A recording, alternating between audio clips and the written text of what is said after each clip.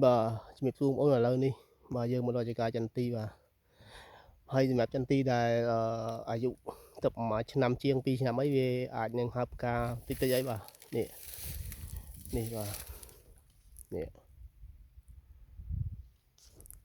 ca pi năm tới về ban màn khai bà đo lời ca những dương cắt ca chào bắt mẹp năm ní dương về ban ba mà năm chiêng tới giấy bà mà năm tung buôn khai bẻm khai nè bà lời ban ca bà nè សម្រាប់ថ្ងៃទី2ខែ11បាទឆ្នាំ2025បាទនេះរដូវកាលថ្មី2025 2026បានប៉ុណ្នេះបងណាសម្រាប់ថ្ងៃនេះវាឃើញវាផ្កាបានប៉ុន្មានដើមដែរ4 5ដើមដែរជាមួយយើងទៅមើលដើមបន្តទៀតតើវាផ្កាមិនអានេះវាផ្កាបានតែមួយមេឃវាមានប៉ុន្មានតងដែរវាអាចនឹងថាវាមិនតាន់នឹងល្អទេទើបចាប់ផ្ដើមដំបូងបាទហើយដើមនេះក៏វាបាទផ្កាដែរបាទនេះក៏វាផ្កាដែរបងប្អូនបាទនេះបាទនេះបាទចន្ទទីអាយុមួយឆ្នាំ4ខែបាទ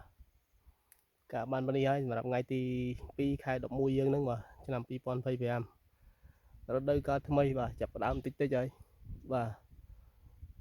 យើងត្រូវតែប្រឹងថែទាំឲ្យដើមរដូវនឹងទាំងអស់គ្នាបងណាព្រោះថាចន្ទទីវាបានថាដើមរដូវទេវាអត់សូវមានស្រឡឹកច្រើនអញ្ចឹងយើងថែទាំឲ្យបានដិតដល់បន្តិចបាទសម្រាប់ដើមរដូវបាទហើយសម្រាប់ដើមនេះបើវាមិនតាន់ផ្កាទេបងឃើញដើមវាដងដើមវាល្អបាទដោយសារយើងថែទាំវាដិតដល់សម្រាប់ឆ្នាំតកៅឆ្នាំចៃអីយើងបាញ់វារហូតបាទចន្ទទីអាយុ2ឆ្នាំអីហ្នឹងវាគឺធួយដោះអត់ខ្ជិលទេបងប្អូនសំខាន់ឲ្យយើងបានថែទាំវាដិតដល់បាទនេះគឺកម្ពស់វាហើយខ្ទង់បាទ2ម៉ែត្រហើយពីដីទៅបាទនេះពីដីទៅបាទជា2ម៉ែត្រ2ម៉ែត្រជាងហើយបាទកាប់ពិតយើងត្រូវតែងមែកនេះចោលខ្លះនេះមិនខំក្រោមនេះបងនេះប៉ុន្តែដោយសារយើងគិតថាឆ្នាំនេះយើងត្រូវបេះបានខ្លះអាទៀតហ្នឹងអញ្ចឹងយើងទុកសិនបាទយើងទុកបេះផ្លែហើយអស់បាទចាំយើងសេរីកាត់មែកណាទៀតចោលឲ្យអស់បាទទុកឲ្យវាឡើងលើបន្តិចបាទបើសិនជាយើងកាត់ពេលនេះបាទដូចយើងកាត់លុយចោលហ្នឹងអញ្ចឹងយើងទុកវាបេះសិនទៅព្រោះថាមួយមេឃវាអាចនឹងចេញទួងផ្កាច្រើនដែរបាទនេះអញ្ចឹងយើងសេរីតាមនឹងមកបាទដើមនេះមិនតាន់មានផ្កាទេបាទជាមួយខ្ញុំរកដើមណាមានផ្កាឲ្យបងប្អូនមើលមួយដើមទៀតបាទអានេះក៏នៅដែរបាទនេះបងនេះដើមនេះផ្កានេះបងនេះដើមផ្កាបាទ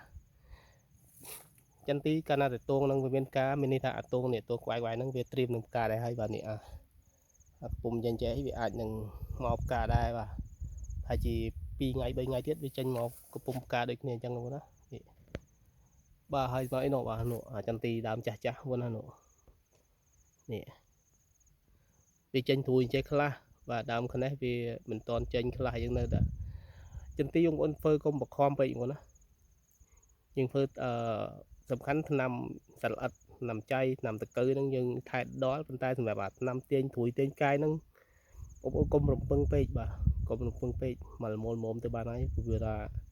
ពីព្រោះថាយើងអាចចំណាយលុយច្រើនដែរបើសិនយើងគិតដល់រឿងហ្នឹងនោះចន្ទទីដើមចាស់ចុះបើសិនយើងអត់បានចំពោះទេបាទការបាញ់ទាញត្រួយទាញកាយហ្នឹងវាបាទវាអត់បានដូចចិត្តយើងទេបាទចន្ទទីចេញត្រួយបើយើងសង្កេតមើលទៅវាតាមរដូវទឹកភ្លៀងបាទបើសិនជាមេឃនៅភ្លៀងដីនៅសើមឬវាមិនតាន់ដុះរួចទេអញ្ចឹងកាលណាឬខ្ចីវាអត់តាន់មានត្រួយនឹងក៏វាអត់តាន់មានដែរបាទដើមខ្លះវាឬវានៅលើវាផុតដង្ហើមទឹកអញ្ចឹងវាចេញត្រួយមុនដូចនេះបាទនេះ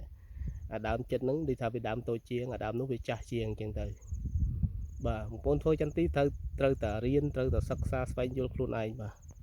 គុំតាមតាអ្នកបច្ចេកទេសថ្នាំនឹងពេកបាទបច្ចេកទេសថ្នាំពេកក្រលហាមលើហ្នឹងបាទមានប៉ុណ្្នឹងទេបងប្អូនណាបាយបាយបាទនេះបាទនេះបងប្អូនផ្កាចន្ទទីលើកចុងក្រោយនេះសម្រាប់ថ្ងៃទីថ្ងៃទី2ខែ11ឆ្នាំ2025បាទនេះបើនេះមកនេះណាចាប់ដើមផ្កាហើយបាទនេះ